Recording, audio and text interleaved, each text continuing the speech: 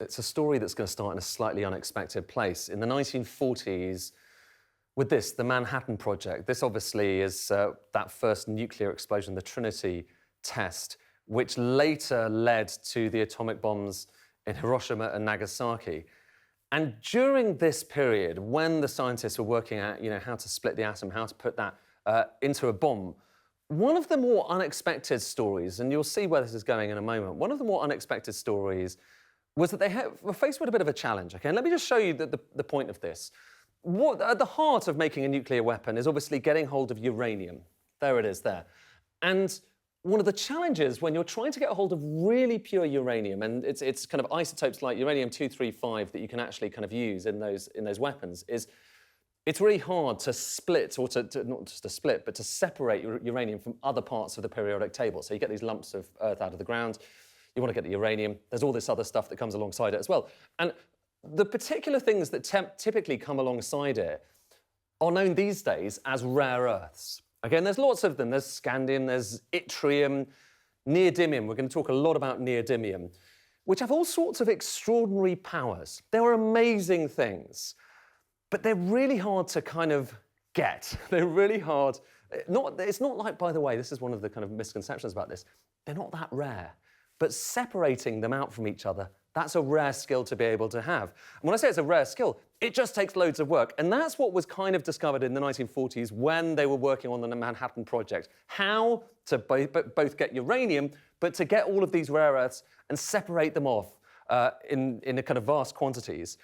It takes loads of work. And this is the key thing. And we're going to talk, I mean, spoiler alert, this is all about basically why rare earths are a really big deal. But it kind of starts, there's this backstory a lot of people have forgotten, which is that back in the 1940s, they worked out how to do this. And it took a load of work. When you're getting something like copper out of the ground, you get the big ores out of the ground, you blast them out, and then you do lots of work on it. Well, it's maybe about 7 different processes you need to do until you've got your refined copper, the pure stuff you end up with. With nickel, it's a bit harder. With rare earths, it is so much harder. Single rare earth over there, but if you want to get multiple rare earths, as I showed you, it's a whole suite of 17 or so of them. It takes thousands of different processes. It takes a long time. It takes lots of energy to get those rare earths that you really need. And like I say, they've got extraordinary facilities I'll show you in a moment. But part of that backstory that people forget these days, for obvious reasons, is that to start off with, most of this ingenuity, most of this work was happening in the US. And what this chart's showing you is just the total amount of rare earth mining that we saw in major countries around the world, going back to the 1950s. You can go back even further, but there wasn't much before then, of course, because most of that hadn't really been invented before the Manhattan Project. The US was in the lead. And most of that work was happening in a single mine. We're going to have a look here. In California, just in the deserts here, beautiful part of the world, there is a mine called Mountain Pass. And you can see it, make it out there, can't you? You can see the pit there. There's another pit over there. You've got refining centres here. You've got kind of tailings dams, so that's where some of the toxic waste goes.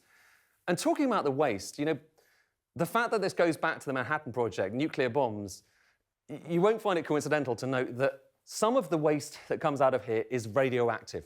Producing rare earths is a very dirty business, as well as being really kind of hard and energy intensive. And so the story goes that back in the 1970s and the 80s, a lot of this wastewater from the dam was being pumped across, kind of 14 miles across the desert here, in pipes that ended up around there. And there were some leaks. Into this pristine environment, there were some leaks of radioactive waste. It was a massive scandal at the time. And a lot of people thought to themselves, why on earth are we doing this back in America? Why are we doing it in this beautiful part of the country? And so, back to this chart here, America was dominant in producing these things, and then a lot of people thought, why are we bothering? And then the rest, to some extent, is history. I'm going to show you what happened next, and in order to do so, I'm going to squidge down that. Same data, but just squidging down the axis. So you can see, have a look at the US, dark line, have a look at the red line, that's China, and have a look at what happened next. Just look at that. An extraordinary turnaround, where basically China came to dominate the production of these critical minerals, and they are known as critical minerals these days, rare earths. And they did so basically because America didn't really want to do it. And they didn't want to do it because this was so wasteful, it took so much work, it took so much energy, there was radioactive waste, there was other waste as well. This is looking at the carbon emissions from various different processes to get steel out of the ground, copper out of the ground, nickel and cobalt and so on. Look at neodymium, which, as I mentioned earlier, that's one of those key rare earths. It is so much more carbon intensive to produce neodymium than basically anything else out there apart from the other rare earths. And why does this matter? Why does it matter that we're talking about something called neodymium? Other things as well, dysprosium, praseodymium.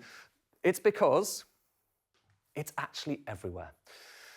And one of the places where you will have encountered rare earths without necessarily even knowing about it is inside something like this. This is a pair of AirPods. And if you were to dissect these AirPods, here's what you would find. Now, obviously, you've got different parts, you've got filter and so on. But really, perhaps the key bit, the bit that makes noise, is this, the speaker, the driver, as it's sometimes called. And in order to make a speaker that fits into something quite as small as this is not life-size, as you will know, they are tiny.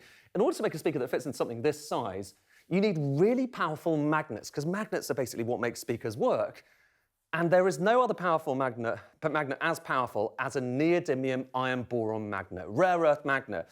And to give you a sense of what I'm talking about here, this chart is showing you the strength of different types of magnets. And what you've got here is old-fashioned magnets, the kind of thing you'll kind of be familiar with, iron magnets, steel magnets.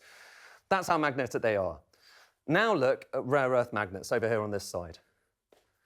It is just no competition. It is by far and away the strongest magnets in the world.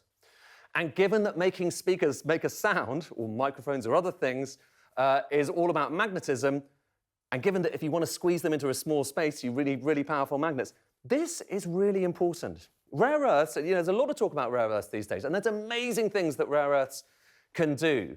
They're like a little condiment that you sprinkle onto other things, and it makes them even more powerful. It makes steel more heat-resistant, stronger, all of these different things.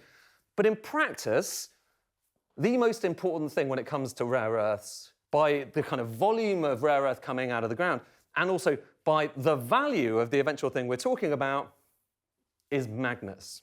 It's all about magnets. It's about magnets when it comes to those AirPods. It's about magnets in things like this. Wind turbines, you need a lot of rare earth magnets to make that generate power. It's about magnets in electric cars. So this is the Tesla Model Y. You've got magnets in the motors at the back, the rear motors. You've got magnets in drones. And obviously, we all know these days that this is the next chapter of warfare. And you need a lot of permanent magnets inside to make these little motors, really powerful motors, to make them work. And that, all of which is why, when these two men met recently, rare earths were at the top of the agenda. For Donald Trump, President Xi of China, it was the fact that China controlled so much of the world's supply of rare earths that meant that he, to some extent, had the advantage over him, because Donald Trump was trying to impose tariffs on China, but China was saying, well, in that case, we're going to stop rare earth production. We're going to stop rare earth exports to the US. So they are at the heart of geopolitics right now. But the great irony here, and this place, Mountain Pass, where it all started, they're starting to get going again on producing rare earths here once again. But the great irony is, it left the US because the US didn't really want it. It wasn't that China won it. It was that the US didn't want to do this dirty kind of thing anymore. All of these are kind of obscure stories from the production of stuff that goes back a long way. And it just so happens we have much more to tell you about this, because there is this new podcast that we're producing. It's called Stuff Matters with me, Ed Conway. And we have a whole episode about AirPods, rare earths, and these stories that tell you more about the world around us.